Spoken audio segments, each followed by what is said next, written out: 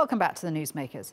Now, as we mentioned earlier in the programme, a major issue between India and Pakistan is their race for influence in Afghanistan. The country, ravaged by war, has become a chessboard for the region's top military commanders, and a new player has crept into the game: Iran. It used to be an enemy of the Taliban, but now Tehran is helping its former foe to exploit a power vacuum created by 16 years of continuous war. So, what could come out of a Taliban-Tehran alliance? That debate in a moment. But first, this report by Shoaib Hassan.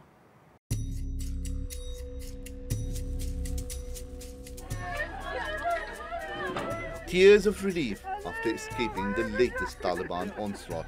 The militants released these people after capturing their village and overrunning government checkposts in Sarepul, echoing the capture of territory in nearby Kunduz. There, the Taliban was later pushed out by a coalition of local forces and US special troops, backed by jets. That's likely to happen again here in Sarepul. But the militants gain more territory than they lose with each offensive. Afghan officials usually blame Pakistan for aiding the militants. But this time they say Iran is behind the power of the Taliban, especially in western Afghanistan. And this could be the main reason. Shia worshippers killed inside a mosque in Herat in a suicide bomb attack on August the 1st, close to the border with Iran. An attack later claimed by Daesh. The terror group has also increased in strength as the government's power recedes. Americans dropped the mother of all bombs in Achin district, but they should support us instead. If we get support, I challenge the world that we will not allow Daesh to raise their heads not only in Afghanistan, but all over the world. It's not just American air power that has kept Daesh in check. The Taliban has rooted them out in several districts. That's kept them on the back foot, a situation Iran wants to maintain.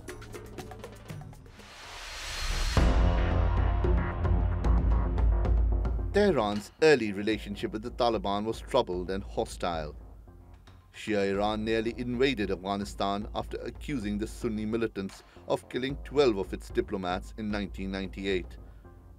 And Iran's support was crucial for the Northern Alliance, denying the Taliban total control of Afghanistan. That was before the US invasion in 2001, something Tehran quietly aided at the time. But the inability of the Americans to bring peace to Afghanistan and the war in Iraq compelled Iran to change sides. US Army officials first accused it of helping the Taliban in 2004 to develop high-powered IEDs and vans driven by suicide bombers to target armored vehicles and tanks. That continues to be especially damaging to the international coalition. I was working in the area and saw a convoy of foreigners passing by the road when suddenly a huge explosion occurred. Right after the explosion, the area was covered with dust and smoke, and then I saw a tank of foreigners that caught fire. But it's the emergence of Daesh that's compelled Iran to take on an even greater role as Afghanistan continues to slip into chaos. Shoaib Hassan, the Newsmakers. Well, to discuss this, I'm joined now from Washington by Omar Samad. He's a former spokesman for the Afghan Foreign Ministry and former senior advisor to the Afghan Chief Executive.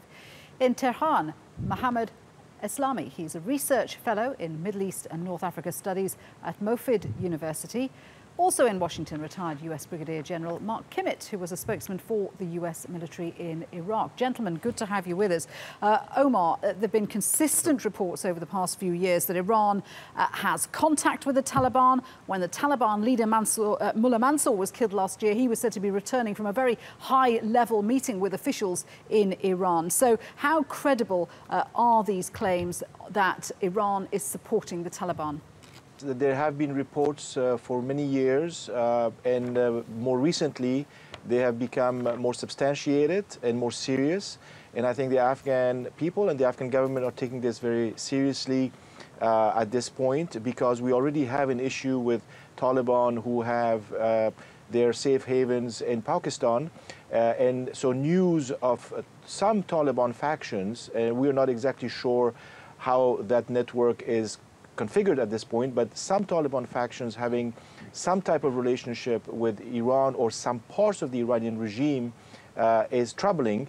And those reports obviously have also shown that the recent events in certain provinces of Afghanistan may have some linkages to Iran. So what needs to be done is to make sure that the Iranian government and the Afghan government talk about this, as was the case recently between President Ghani and the Iranian authorities in Tehran just a few days ago, and that they address the issues that may be contributing to this. Okay, Mohammed, you're in Tehran.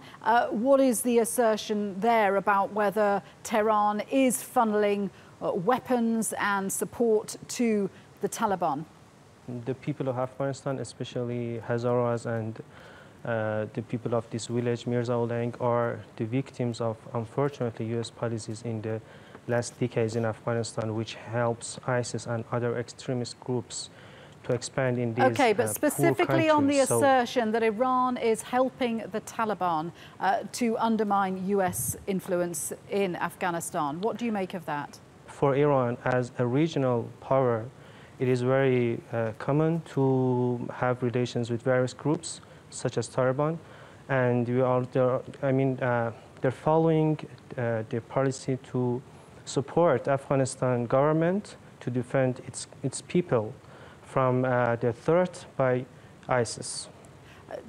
So you're saying that Iran is supporting the Taliban, but they used to be mortal enemies of the Taliban. So why has Iran changed its policy towards the Taliban?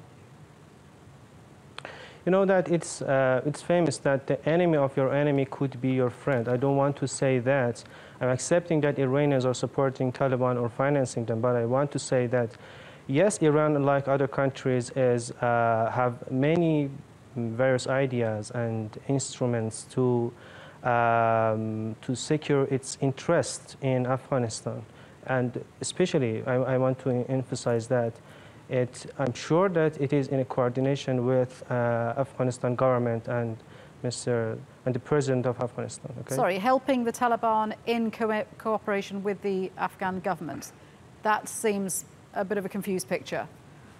I heard and I know about some media reports about Iran is supporting Taliban and financing them, and high-ranking delegation from Taliban last year came to Iran. Yes, I know about this, but there's no any proof about Iranians funding the Taliban or helping them. Right. We are supporting Afghanistan people, yeah. Okay.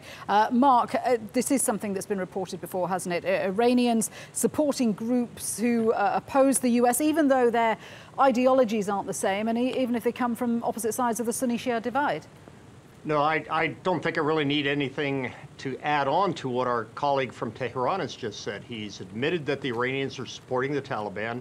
He's admitting that the Taliban, who are against the elected Afghanistan government, are their friends. As he says, the enemy of my enemy is my friend.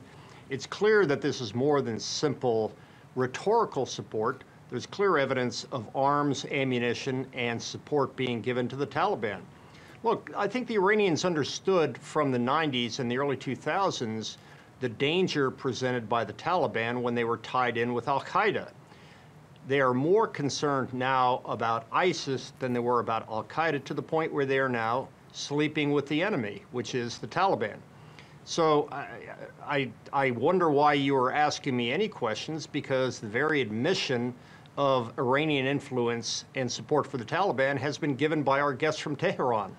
Indeed, and there's also been reports that some of these weapons coming to the Taliban are coming from Iran through Russia. So ultimately, you've got, what, Iranian and Russian weapons being put in the hands of people who could be using them against US troops. Sure, and we saw that in Iraq as well. It didn't necessarily have to come from Russia. The Iranians have access to sufficient former Warsaw Pact weapons. Plus, they also have access to very, very sophisticated weapons, such as explosively formed penetrators. We saw in the 06 to 10 period, when the Iranians were an active aggressor against the United States and coalition forces inside of Iraq, And let's be candid, Iran still maintains a significant amount of influence inside of Iraq through their support for the Shia militia popular mobilization forces that are fighting ISIS.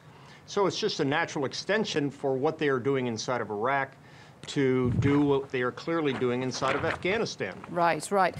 We know that Afghan intelligence officials said after the attack in Farah province last October that 4 senior Iranian commandos were among the dead. The local Farah governor, Mohammad Arif Shah Jahan, says the regional politics have changed. The strongest Taliban here are Iranian Taliban. Omar, so that means there are Iranians on the ground leading operations. There are also reports that Iranians are training Afghan refugees in their country to fight and then sending them back to join the Taliban in Afghanistan. So they're actively recruiting for the Taliban as well. What is troubling to me is how Iran fails to see the threat that exists between a nexus that we are seeing developing and emerging between Daesh and Taliban. What happened in Saripol province, as our Iranian friend alluded to earlier, seems to be a collusion between Daesh and Taliban elements in that province. And that could be the future of how these groups operate. And so I wonder how Tehran would deal with such an issue. I had heard that idea about Daesh and the Taliban operating together. But on further research, it seems to be that that is not the case. Maybe there are some elements of the Taliban that say they're inspired by Daesh. But isn't Iran more worried about the spread of Daesh? And that's why it's arming the Taliban. One of the reasons is to keep Daesh at bay. There's no doubt. And we have common ground on that. We are also suffering as a result of what is called Afghanistan Daesh or Khorasan province Daesh. And we are seeing some of those groups that have crossed the border from Pakistan into Afghanistan and have raised the Daesh flag over the last 2-3 years. In many provinces, you see those flags flying. But what we are also seeing, and I don't think that your assertion that this is not substantiated is correct, that there is starting to be collusion between those two groups. And I think that regional powers need to take a hard look. We need to look at what issues divide us and what issues bring us together on the table.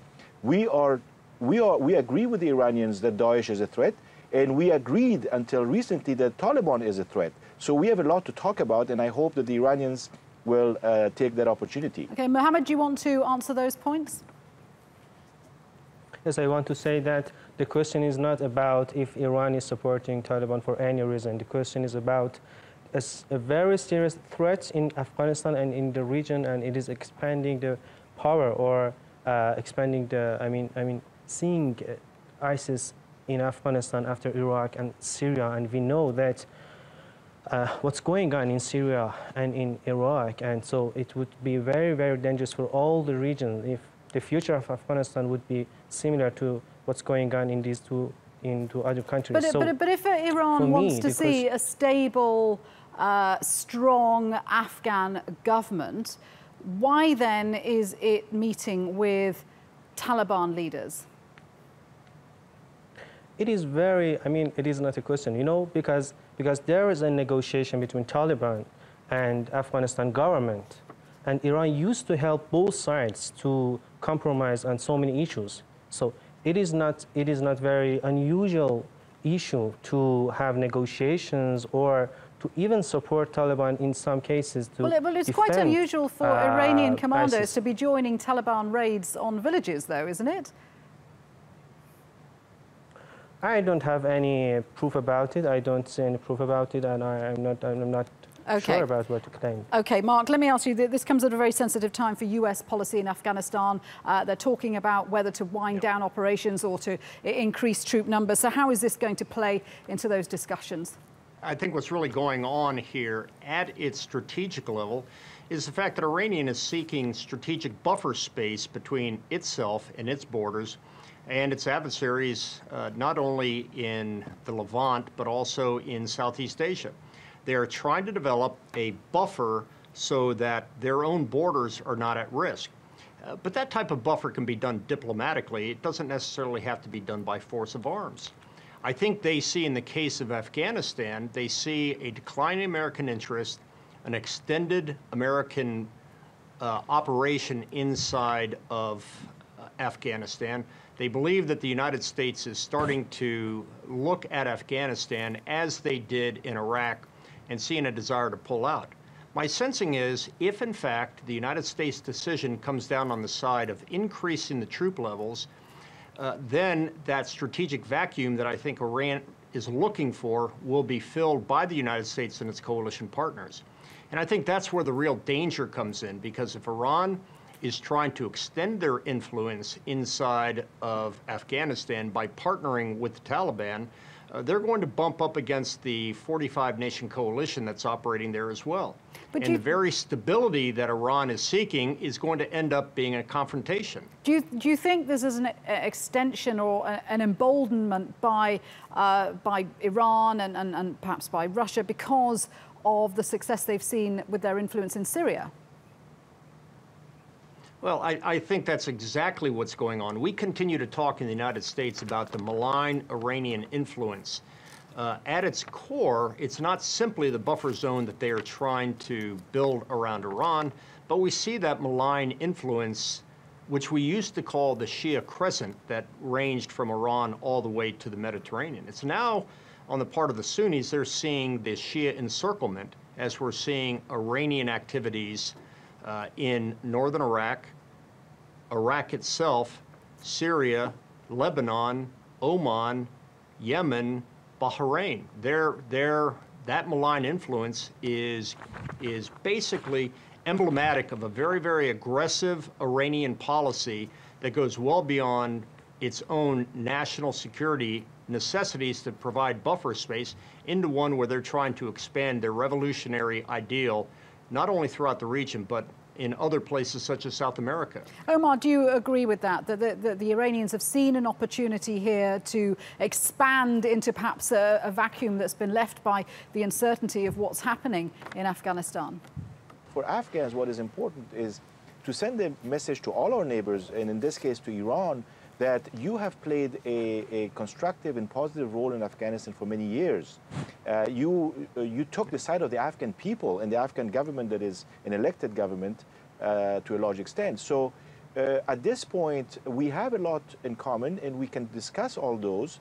There is no need to engage in proxy type of warfare, which has not only hurt Afghanistan, but which has also created instability across the region and which has given rise to groups such as Daesh or any other type of extremist brand. Are you saying Tehran is playing both sides? It's on the one hand trying to gain leverage with the government in Kabul, and on the other it's supporting the Taliban groups elsewhere in Afghanistan?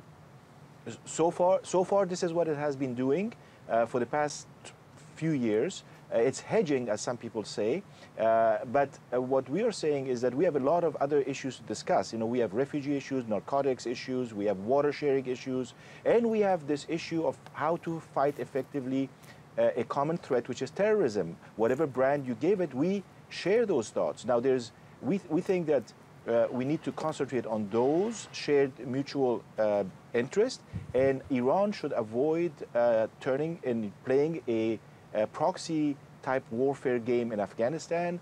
Pakistan has done it for many years and it hasn't really resulted in anything for anybody. The Taliban are not going to be able to gain control of Afghanistan. They may have made some inroads in rural Afghanistan, but that's part of the insurgency that we are seeing. And the international community, from what we are seeing, is going to stand by Afghanistan, and the Afghan forces are today stronger than they ever were. Okay, let me put some of that to Mohammed, because what's been said, Mohammed, is that Tehran has a good relationship with the Kabul government, but by playing both sides, it's actually putting more pressure on the government in Afghanistan and undermining the stability that it's been fighting for. What do you say to that? Yes, I agree with Omar that the common interest in the region will lead us to finding some innovative diplomatic ideas to secure the interest of all countries and all nations. But isn't the fear that, you know, if Tehran carries on arming the Taliban, that the Taliban could get sufficiently powerful enough to overthrow the Afghan government? As I told you before, Iran is supporting Afghanistan government with negotiations with Taliban. So as I said before, the big question about the future of Afghanistan is not supporting or any relation between Iran and Taliban. The big question is about the expansion of ISIS in Afghanistan. And you know that there are so many reports in Afghanistan medias about supporting of ISIS by United States, and I think having negotiation with Taliban is not.